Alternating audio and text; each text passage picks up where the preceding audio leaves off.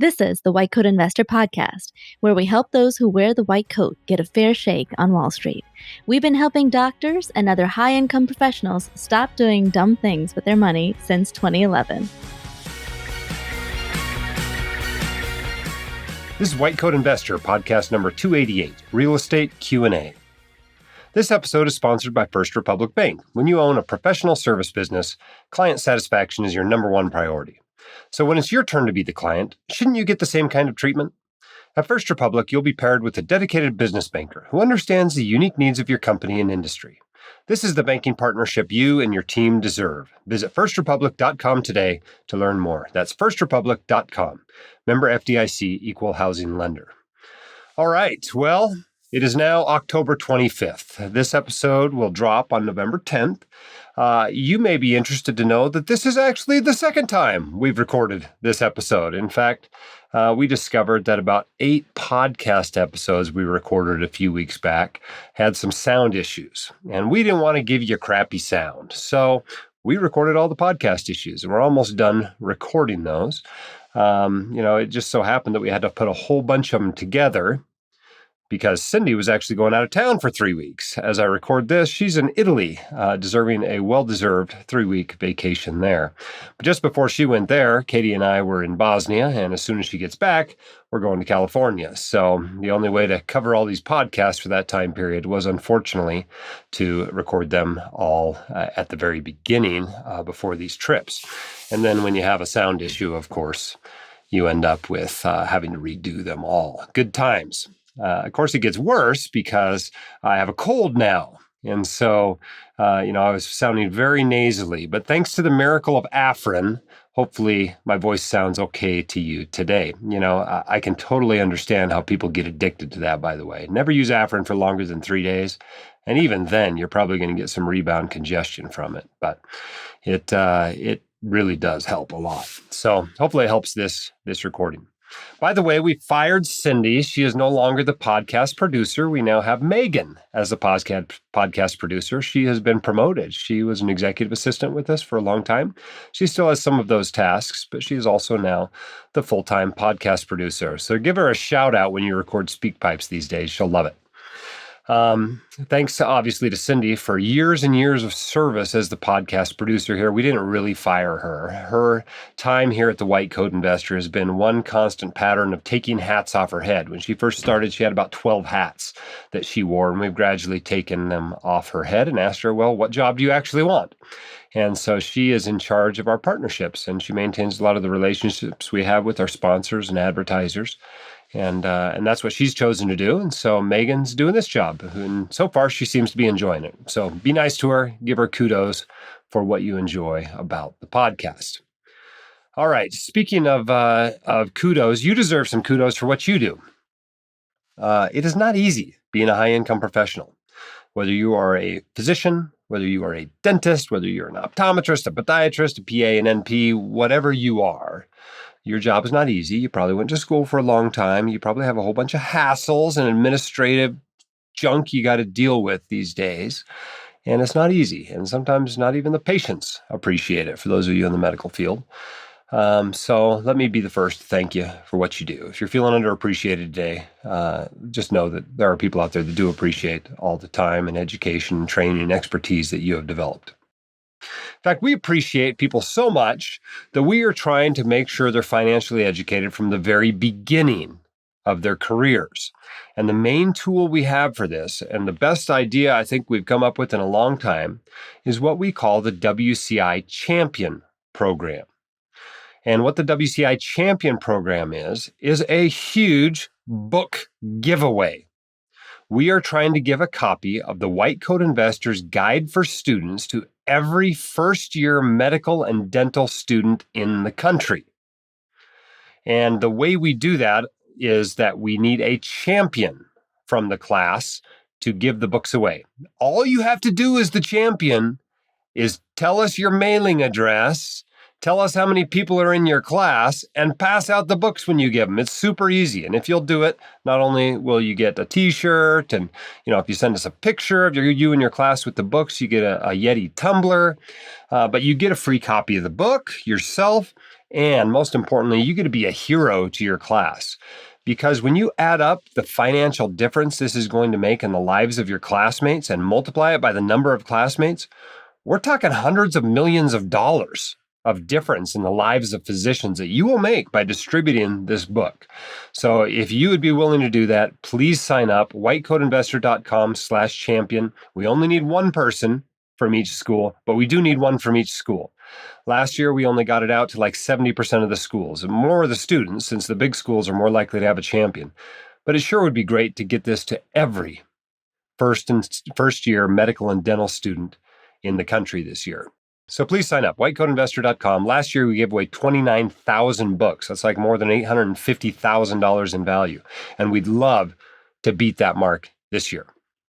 Okay, another place that we need your help is we have a special episode coming up for Thanksgiving that we're going to be recording soon, in which we're going to be focusing on gratitude. And we would like you to call into the SpeakPipe. That's whitecoatinvestor.com/SpeakPipe, and tell us what you're grateful for this year.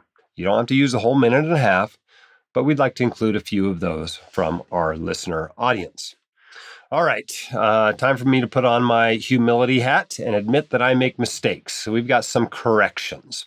And as usual, forum member Spirit Rider likes to point out all the mistakes I make when it comes to taxes. And I made some in podcast number 284.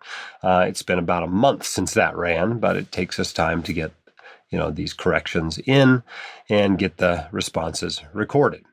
So this correction is about HSA questions, okay?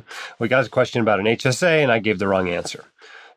The answer should have been that spousal and dependent medical expenses are only qualified with dates of service after the date of status.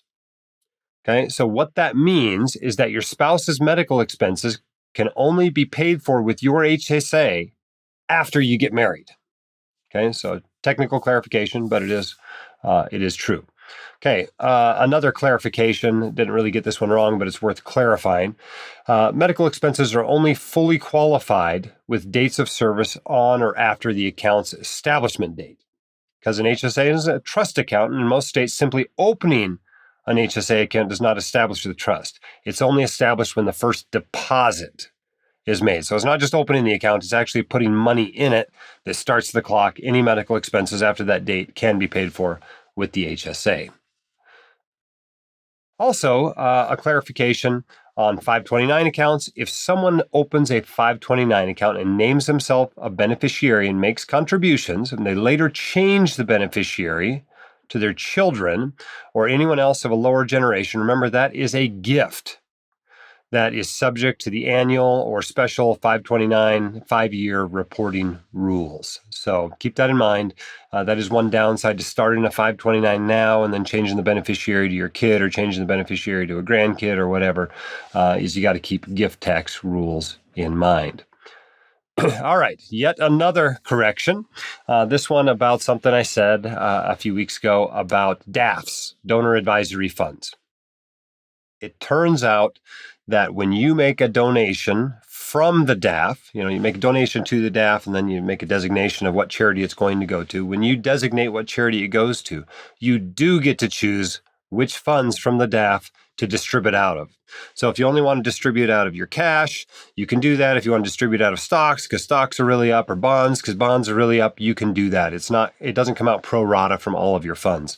I suppose I didn't recognize that because I only have had money in the money market fund in the DAF because we just use it as a conduit. We put the money in the DAF and then we distribute it. But if you are choosing to hold money in that account long term, you can choose which fund it comes out of.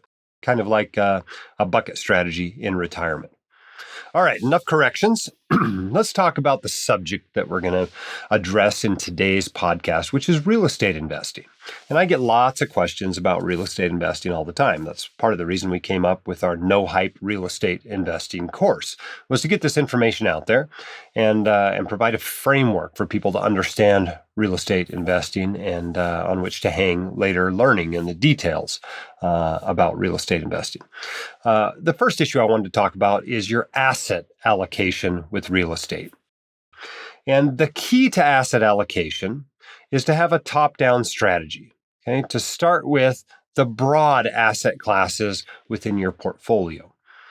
Because your asset allocation determines something like 80 or 85% of your investment returns. So you really want to pay a lot of attention to asset allocation. And the main thing there is the difference between your risky assets and your not risky assets. That's the main asset allocation decision to make. But even within that decision, there are other decisions, like how much are you going to put in stocks and how much are you going to put in real estate, right? It can be completely individualized. The key, of course, is to pick something reasonable and stick with it for the long term. Don't try to get a perfect plan, right? The dream of a perfect plan is the enemy of a good plan. Just stick with your good plan. And so what's reasonable when it comes to real estate? Well, I would say anything from 0% real estate to 80% real estate is reasonable. So pretty broad allocation differences there. Obviously, somebody that's got a portfolio that's 20% stocks and 80% real estate is going to perform very differently from somebody that has, 60% stocks and 30% bonds and 10% real estate. They're going to perform very differently, but both of those can be reasonable portfolios.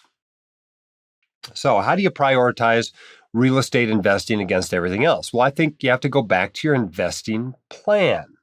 Right? What is your plan? Do you plan to invest 30% of your money or 70% of your money in real estate? Then stick with that plan. That's how you prioritize it. So when I have money to invest every month, and every month I have money to invest, right? Whether that money came from dividends that were paid out of my taxable, mutual funds, whether I have distributions from real estate or a real estate investment went round trip and I now have the money back, or money that I earned from WCI, or money I earned from from my clinical work. We pay our expenses, we put some money away for taxes, and the rest gets invested. And so we take that money every month to invest, and we look at our portfolio. What is lagging? Have bonds done poorly lately? Is our percentage of bonds lower than the 20% we want in bonds? Then the money goes in bonds. Likewise with stocks, likewise with real estate. And so the way I prioritize it is I look at where my percentages are in my plan. Okay. Now, if you have some sort of different plan where your plan is to have a certain amount of real estate income or to acquire a certain number of doors of real estate by a certain time period, you may prioritize it a little bit differently. But the key is to have a written investing plan and then to follow it. Then that monthly decision of what you're going to do every month is a no-brainer. It's very easy. Whereas when you don't have a plan, every month you've got this dilemma of how you're going to invest your money. And so that is the way I would prioritize whether and how much you invest in real estate. All right. Now, some people ask, what do I do with money that I'm saving up to buy into some sort of investment with a high minimum investment? It might be a syndication, might be a private real estate fund, whatever. Let's say it's got a $50,000 or $100,000 minimum investment, and you don't, invest more than that every month if you're a typical physician. So you've got to do something with that money while you're saving it up. And I think you've got a couple of choices. The first choice is to just leave it in cash, right? It might be a few months before it's ready to be invested, and that's fine. Especially these days, cash is starting to actually pay something. You can make 3% on cash these days. So it's better than a kick in the teeth. Used to be cash was like 0%. So that's not so bad anymore to have that money sitting in cash. Of course, with inflation worse than ever, it feels worse, but at least you're making something on it on a nominal basis. The other approach you can take is to invest the money in real estate, just have it be in something that's liquid, such as the Vanguard REIT Index Fund. That can be liquidated any given day, and you can take the money and put it into a syndication. That way, you've got it invested in real estate, just like your asset allocation says, but you can get it out at any time. You can also do this for capital calls. Like a lot of these real estate funds have capital calls, and they call your money over a year or something.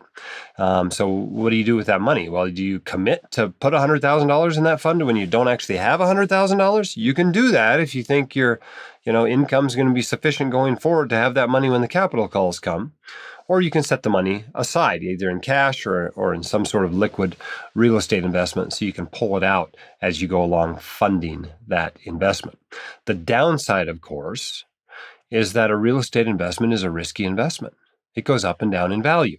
The private investments, they're not marked to market daily, but they're still going up and down in value all the time.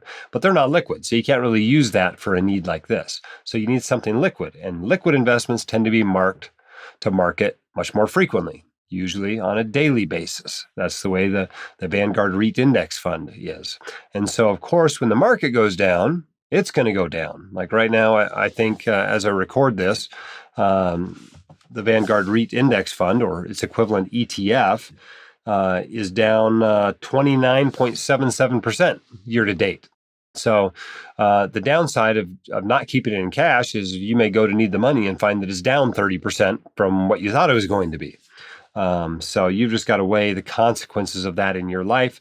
If they're not that bad, then you can do that. If they are that bad, well, maybe you ought to stick with cash while you're saving up for that syndication or those capital calls. All right, enough of me babbling and ranting for now. Let's listen to one of your questions off the speak pipes about LLCs for real estate.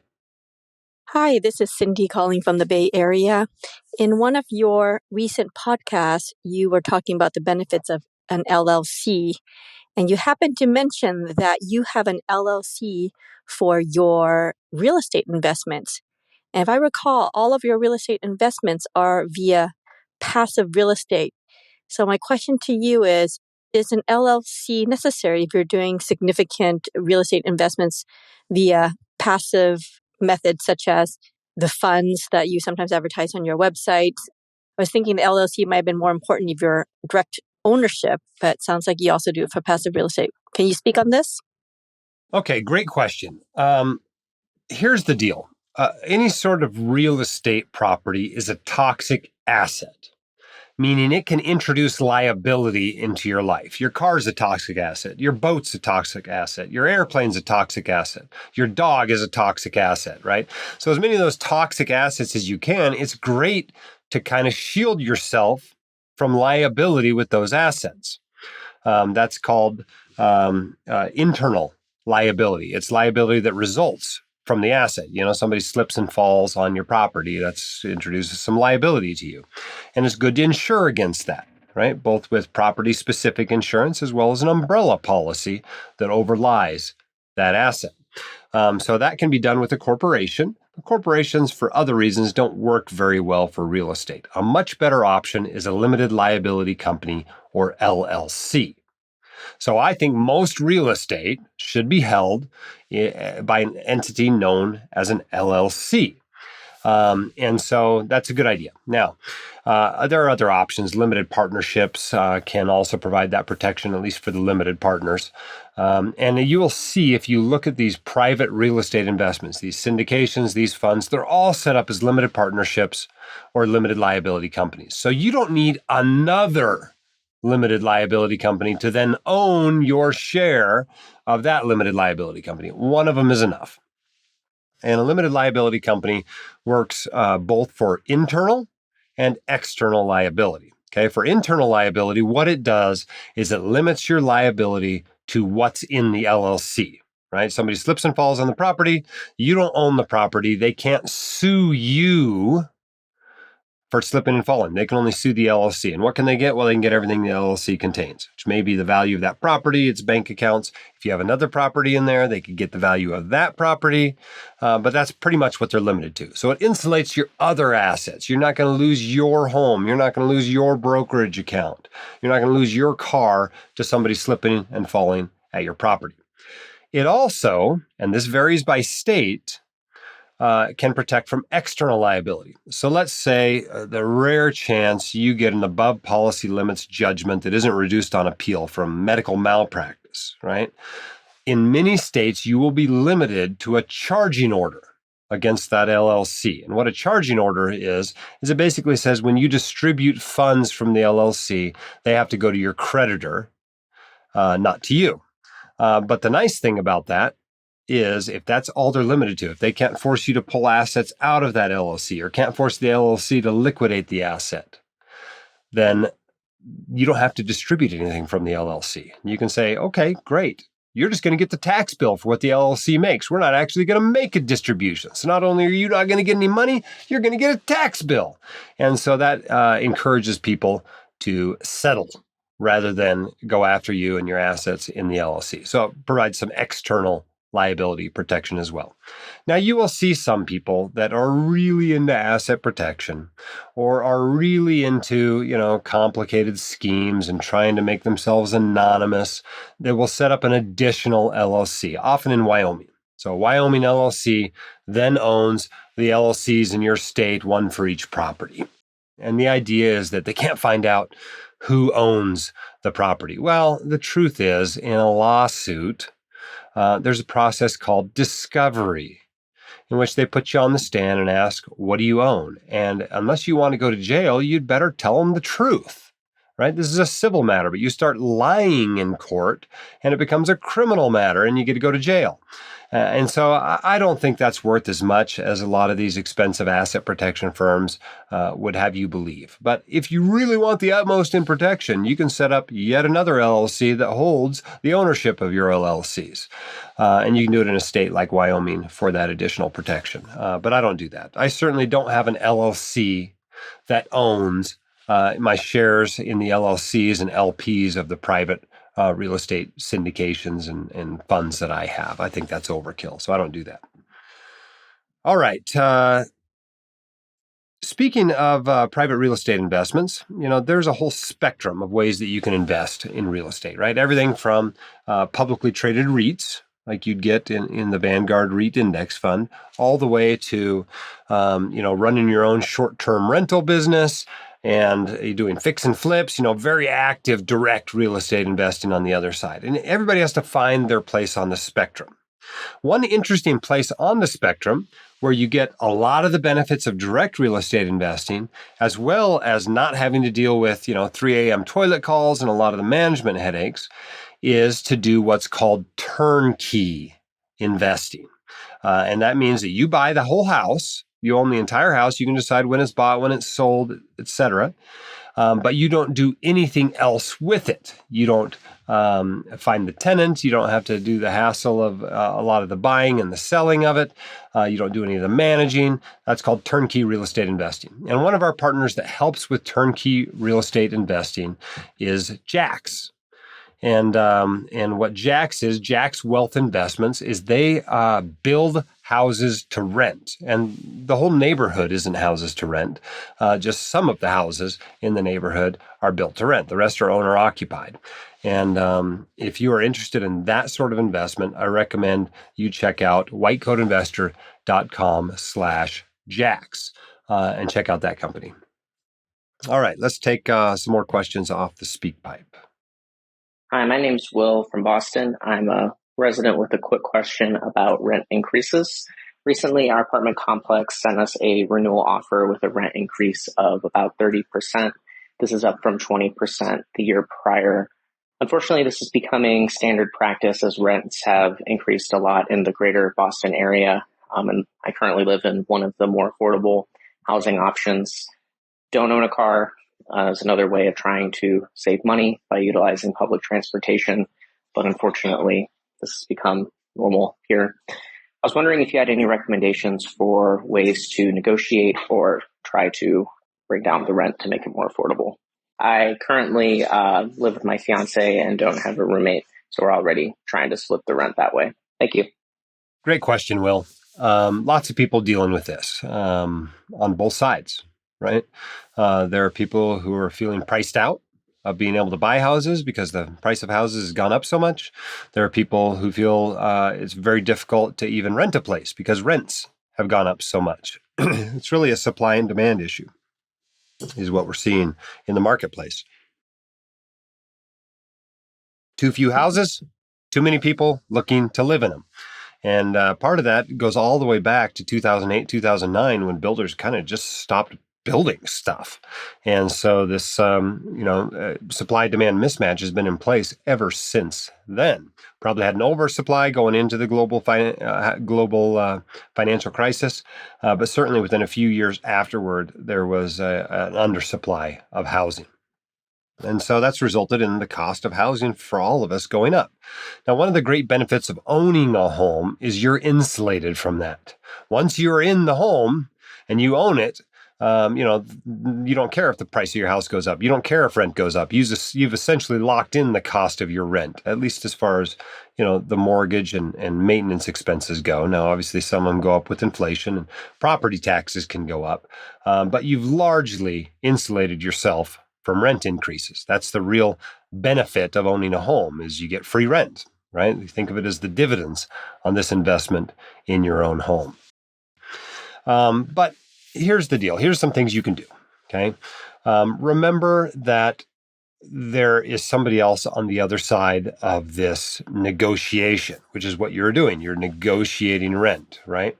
And that person wants to get as much money as they can from the property without having vacancies, right? Vacancies are terrible when you are a real estate investor, when you're the owner of a rental property. You don't want vacancies, right? You would much rather have only a small increase in rent than have a few months of vacancies. So when you raise the rent, you're betting that either the current tenant will pay the increased rent or that you could rapidly get a new tenant in there if they decide not to pay the rent at that price. So the incentive for the landlord is to charge no more than market rent. And what's market rent? Market rent is the price at which you could rent out the unit relatively rapidly with a reasonable amount of marketing. Okay, that's market rent. And that's the going rate. That's a fair price, right? That's if you leave your current property where you're currently living and go try to rent another property that's similar, you're going to find it costs the same as what they're charging you for this property if they're charging you market rent. So the first thing you do when a landlord raises rent dramatically on you is go figure out if they're actually charging market rent. Go look around at similar properties. And if you can go rent an apartment or a house that's similar for much less, well, move. Yes, there's a little bit of cost and hassle to moving. But if it's dramatically less than you can get elsewhere and this landlord truly is gouging you, or maybe they just want you out for whatever reason, then go move and go somewhere else. However, what you will often find is that not only are they not charging more than market rent, they're often still charging less than market rent. So you go look around, you come back, you go, I've still got a pretty good deal. And you just have to find that money somewhere else in your budget, or you have to go earn more money to be able to cover that. For a resident, that might mean moonlighting, or it might mean, not going on as expensive of a trip with your vacation that year, or it might mean, eating out less. But this is something that we all deal with every day as we decide our priorities and our values and try to afford those things that we want. I would not, however, think this is like some evil thing that they're against you, that they are persecuting you, that landlords are against renters and there's a huge conspiracy to rip them off. Landlords' expenses go up too, right? If they have to do maintenance, if they have to do upgrades, if they have to pay property taxes, if they're on an adjustable market rate, an adjustable rate mortgage, their mortgage expenses have gone up recently too. And so that has to be passed on to you as the renter. If it's not passed on to you, all of a sudden they're just subsidizing your housing costs. You've essentially become their favorite charity. And so, I'm a big fan of charging market rent. Now, you don't need to raise the rent on somebody the month they're diagnosed with cancer. You can find a little bit of compassion for situations like that short term, but in the long term, unless your tenants are your favorite charity, you've got to charge market rent, or it just doesn't make sense for you to be in the real estate investing game at all. And if they are your favorite charity, you should still charge market rent, and then just write them a check afterward, because that preserves the value of your property, which is derived from how much rent it's getting. So you'd be better off actually charging them market rent and then writing them a check than you would charging them below market rent. Hope that helps. Let's take another question off the speak pipe. This one is from Steve. Hello, Jim. This is Steve in Ohio. You and your wife have put a lot of effort into the no hype real estate investment course. Just wondering if that's caused you to rethink your investment mix. Thanks. Thanks for the question, Steve. Great question. The short answer is no. We haven't changed our mix at all. Our asset allocation, for long-term listeners know, is 60% stocks, 20% real estate, 20% bonds. I think real estate's a great investment. I've been blogging about real estate for over a decade. It's not like it's a new thing to us. Yes, we have a new course out on it. That's because we saw a real need out there for a just the facts, ma'am style real estate course that was broad enough to talk about both direct real estate investing as well as passive real estate investing. So this course covers everything from fix and flips to publicly traded REITs. It'll talk about how to evaluate a syndication and how to look at the manager of a private investing fund, how to do, short-term rentals and long-term rentals, what to consider when looking at turnkey investments. It covers the entire spectrum of real estate investing and teaches you how to boost returns and lower taxes and build wealth. And an awful lot of the information in that course is from my personal experience investing in real estate, both on the direct side as well as what we mostly do now, which is on the passive side. We want you to be able to maximize your returns and your tax investments, and yet not have to deal with the hype that you see out there. And there's lots of hype in real estate investing, because, there has to be hype. Number one, because it's not the easiest thing in the world to do, and you have to motivate people to do it. And number two, it's a lot of work. And people are also trying to sell you stuff. And so you're going to have some hype in the space. You got to get used to that. But we try to cut through that with this course. That's why we call it the No Hype Real Estate Investing course. We want to give you the vocabulary you need to understand real estate investing, teach you the calculations you need to be able to make, and help you to know most importantly, where you fit in on the real estate investing spectrum. Because for one person, they're not going to be happy doing anything but managing their own direct real estate properties. And somebody else is like, I don't want to ever have a call from a tenant, and I don't even want to talk to a property manager. And so you've got to decide where you're at on that spectrum, and choose that style of real estate investing. And so that's what the course really teaches you, is how to do that. So if you're interested in checking out the course, by the way, you can do that, whitecoatinvestor.com/no-hype. And like all of our online courses, there's a 1-week money back, 100% money back, no questions asked guarantee. So you can check it out and see it and see if you think it's right for you. But if you've been thinking about adding real estate to your portfolio, you're not really sure in what form to add it, or you've decided what form to add it in, but you need some more help deciding which real estate investments to choose, this is your course. Okay. Check it out, whitecoatinvestor.com/no-hype. All right.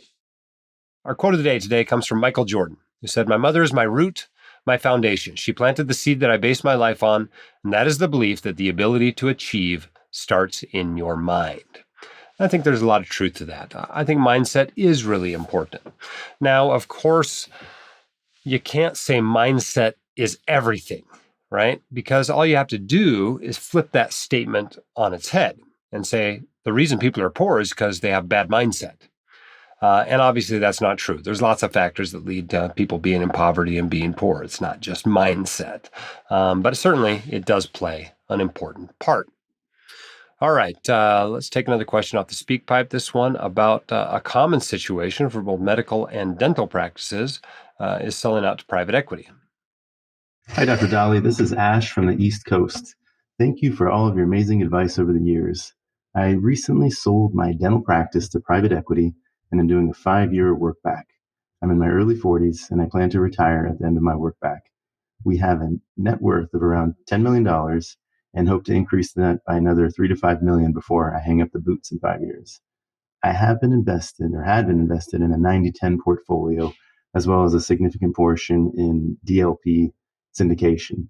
So with the retirement horizon upon me, I was wondering if you advocate for a cash cushion. I was reading Dr. Karsten's posts about having a 2 expense year cash cushion and replenishing that from equities when the time is right. I've been going full steam ahead on setting up retirement and taxable accounts, but never really thought about what the withdrawal process looks like. Any advice or direction on where to go to come up with a plan would be greatly appreciated. Thanks again for everything that you do. Great question. I'm a big fan of having some cash in your asset allocation once you're retired. I don't have cash in my asset allocation, We have bonds. I have some very cash-like bonds in the TSPG fund, but we don't actually have cash in our retirement asset allocation. My parents do, and that's obviously a portfolio I manage as well. But they have cash.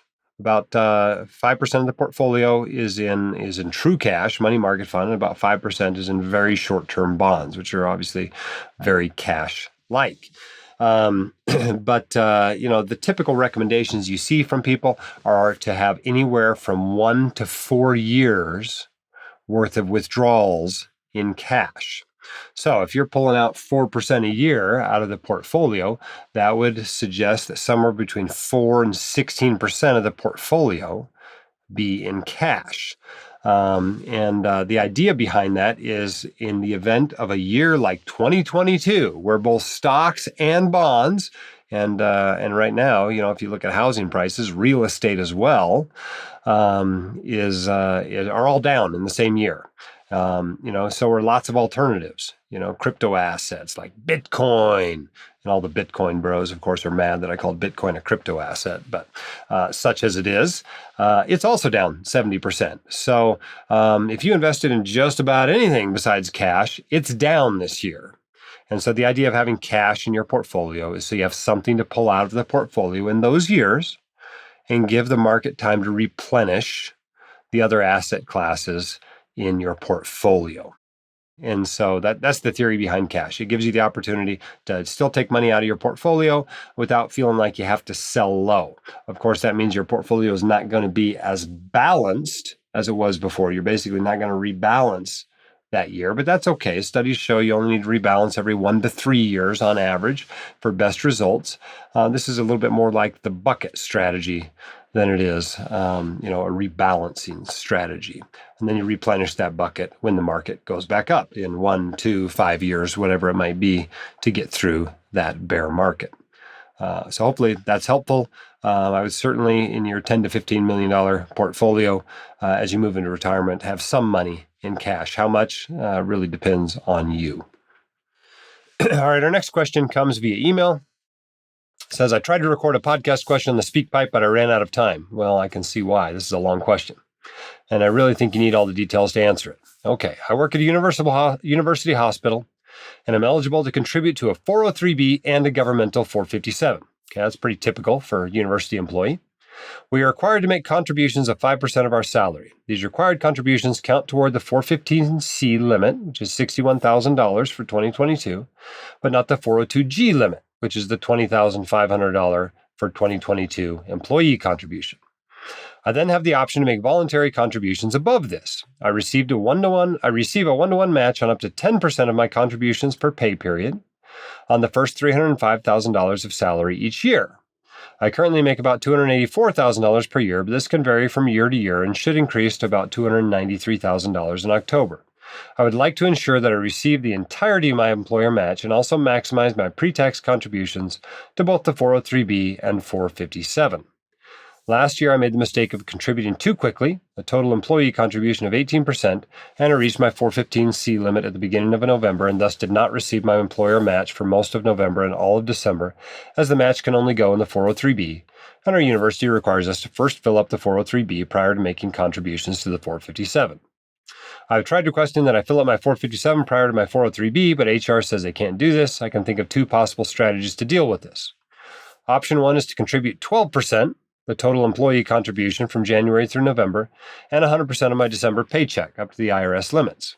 However, HR has not been able to tell me how they will handle the December contribution. Do they contribute $1 match for every $1 I contribute up to 10%? Or do they make my entire contribution first and only then try to add the match, in which case there won't be room in the 403B for the December match? Option 2 is to fill out a form in which I state that I estimate I will make X contributions to another employer-sponsored retirement plan, then HR will reduce my 402G limit by that amount and force contributions to go to the 457B early. I don't seem to have to prove that I ever make a contribution to another employer-sponsored retirement plan, and I can't find anything from the IRS stating that I can't do this. This year, if I estimate $3,000 on that form, then I should get pretty close to accomplishing both my goals. Do you see another option I have not thought of? Do you think either of the options I proposed is reasonable? Is there anything illegal about the second option? To do this option, do I need another source of income, then open a solo 401k and actually make a $3,000 contribution? Or can I just make an estimate and the estimate ends up being wrong without any consequences? Thanks for your help. What a complicated situation. You're just trying to optimize everything you have here and max out those retirement accounts. If you're getting close, I wouldn't worry about this too much. It does irk me to see 401ks designed this way. A good 401k will do some kind of a true up at the end of the year, right? So you get your entire match. So you're not penalized for maxing out the 401k early in the year. I think that's a really crummy way to design a 401k. And having designed a 401k, that tells me when someone does that, they just hate their employees. And that's not a very good message to be sending to your employees. So if you design a 401k, design it with a true up, please, so people don't have to deal with stupid questions like this. Okay, which would I do? I think it's probably fine to just spread those contributions throughout the year, which is your option one. Option two is a little wonky, filling out a form that includes you lying on it. I don't know how much I like that. Obviously, it's not an IRS rule, though. This is your 401k's rule. And so if they're going to design a dumb 401k, maybe it's not so bad for you to do something dumb to get around their stupid rules. But I don't know if there's a great answer here. You certainly, depending on how you feel about lying to your HR person, there's no IRS requirement that you open up a solo 401k and make a contribution there in order to fill out this form for them. But, I try to be honest in what I do. So I think I'd probably just try to spread my contributions out throughout the year to make sure you get all or almost all of the match. And then I wouldn't worry too much if you don't get every single dollar into your 401k. I mean, you're doing great here, right? You're talking about getting maxing out a 403b, maxing out a 457, maybe even getting to the $61,000 limit. I'll bet you're investing above and beyond that. You probably have a personal and spousal backdoor Roth IRA. You're winning this game. Okay, you're doing great. So if you lose $200 of match money, or you fall $1,000 short of the contribution limit into that 403b, that's not the end of the world. All right, this episode was sponsored by First Republic Bank. When you own a professional service business, client satisfaction is your number one priority. So when it's your turn to be the client, shouldn't you get the same kind of treatment? At First Republic, you'll be paired with a dedicated business banker who understands the unique needs of your company and industry. This is the banking partnership you and your team deserve. Visit firstrepublic.com today to learn more. That's firstrepublic.com, member FDIC, equal housing lender. All right, we've talked about a lot of things today. Just as a reminder of where you can get more information about them, the No Hype Real Estate course. This is our new real estate course. We think it's awesome. In fact, we'll even have a masterclass coming out here shortly. Watch the website for details. That's a free masterclass that teaches you some of what's in the course. But you can get it all at whitecoatinvestor.com/nohype. We have a real estate newsletter. You might be signed up for the regular monthly newsletter. We have a second newsletter that goes out every month just about real estate investing.